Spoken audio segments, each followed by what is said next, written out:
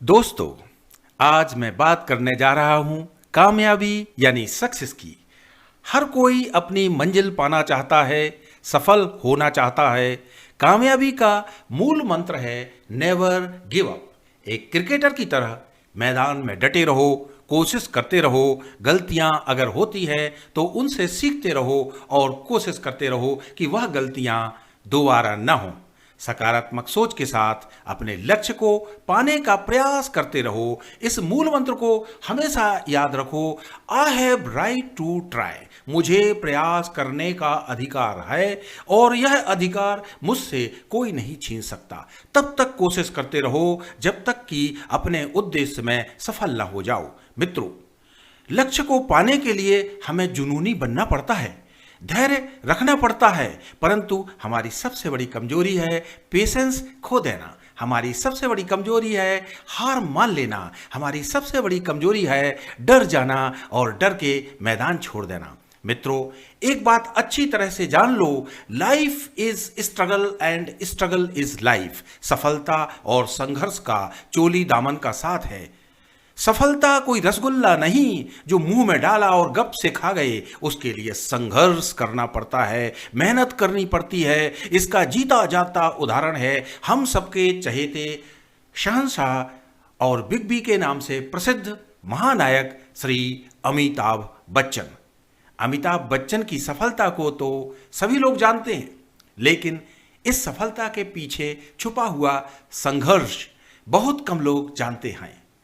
इस सफलता को पाने के लिए उन्होंने बहुत संघर्ष किया और लगातार प्रयास करते रहे।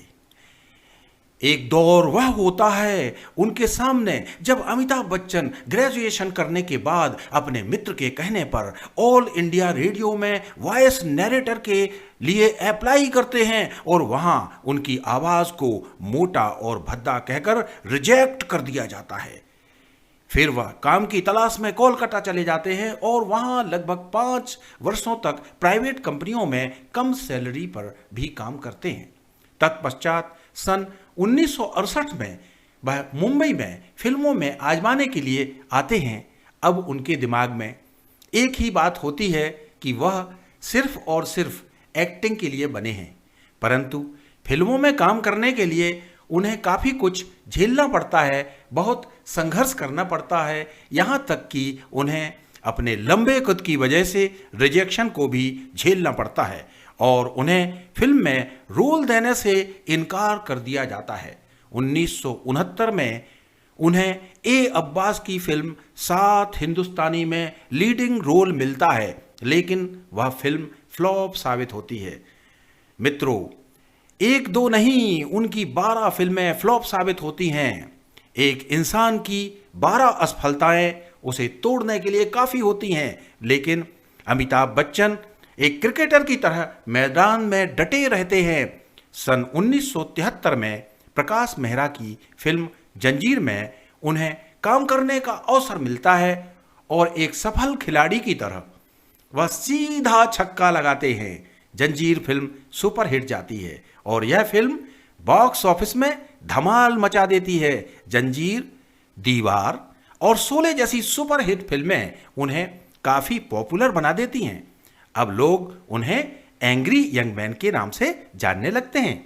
इसके बाद तो उनकी कई फिल्में बॉक्स ऑफिस में खूब धूम मचाती हैं। इनमें रोटी कपड़ा और मकान, दीवार, मजबूर, धर्मेंद्र के साथ शोले, नटवरलाल, खून पसीना, अमर अकबर एंथोनी और भी कई फिल्में जिनमें उन्होंने डबल और ट्रिपल रोल किया है। सन 1973 से 1982 तक उन्होंने सफलता की बुलंदियों को छुआ, लेकिन 1982 में कुली की शूटिंग के दौरान उन्हें टेबल पर जंप करना होता है, परंतु दुर्भाग्यवश टेबल का एक कोना उनके पेट में लग जाता है और वे बुरी तरह जख्मी हो जाते हैं। उन्हें जीवन और मृत्यु के बीच संघर्ष करना पड़ जाता है। उनके फैंस और स्वजनों की दुआओं से उनकी जिंदगी तो बच जाती है और वह फिल्म भी बॉक्स ऑफिस पर काफ़ी चलती है, लेकिन इस समय वह एक दोराहे पर आकर खड़े हो जाते हैं। अब वह पॉलिटिक्स में जाने का मन बना लेते हैं। इलाहाबाद से सांसद का चुनाव लड़ते हैं और भारी मतों से विजयी हो जाते हैं। 3 साल तक वह इलाहाबाद से सांसद रहते हैं, परंतु बाद में पॉलिटिक्स मानो उन्हें रास नहीं आती है। अब वह फिर फिल्मी दुनिया में वापसी ले लेते हैं, लेकिन तब तक पब्लिक का मूड रोमांस की तरफ जा चुका होता है। सन 1996 में वह ABCL कंपनी खोलते हैं। उसमें उन्हें बहुत घाटा होता है और वह 90 करोड़ के फाइनेंशियल बोझ के नीचे दब जाते हैं। यहाँ तक कि उन्हें अपना घर बेचने की नौबत आ जाती है। फिर भी वह हिम्मत नहीं हारते। अब वह फिर पूरी एनर्जी के साथ फिल्मों में काम करना शुरू कर देते हैं। बड़े मियाँ छोटे मियाँ, सूर्यवंशम फिल्में ठीक ठीक चलती हैं, परंतु कुछ फिल्में फ्लॉप हो जाती हैं।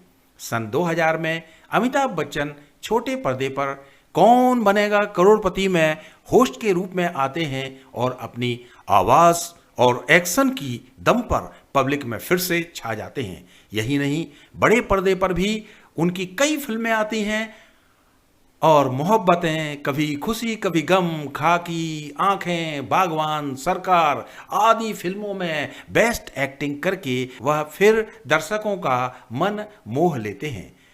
5 दशकों में अमिताभ बच्चन लगभग 150 फिल्मों में काम कर चुके हैं। कई फिल्मों में उन्हें best actor, best supporting actor के रूप में पुरस्कृत किया गया है। भारत सरकार द्वारा उन्हें पद्मश्री और पद्म भूषण द्वारा सम्मानित किया गया है। उन्होंने सिद्ध कर दिया है, मुसीबतें आती रहेंगी जाती रहेंगी, हमें हमारा काम करना होगा बिना रुके बिना थके। मित्रों, हमें उनके संघर्ष और सफलता के मिश्रित जीवन से बहुत प्रेरणा मिलती है। धन्यवाद।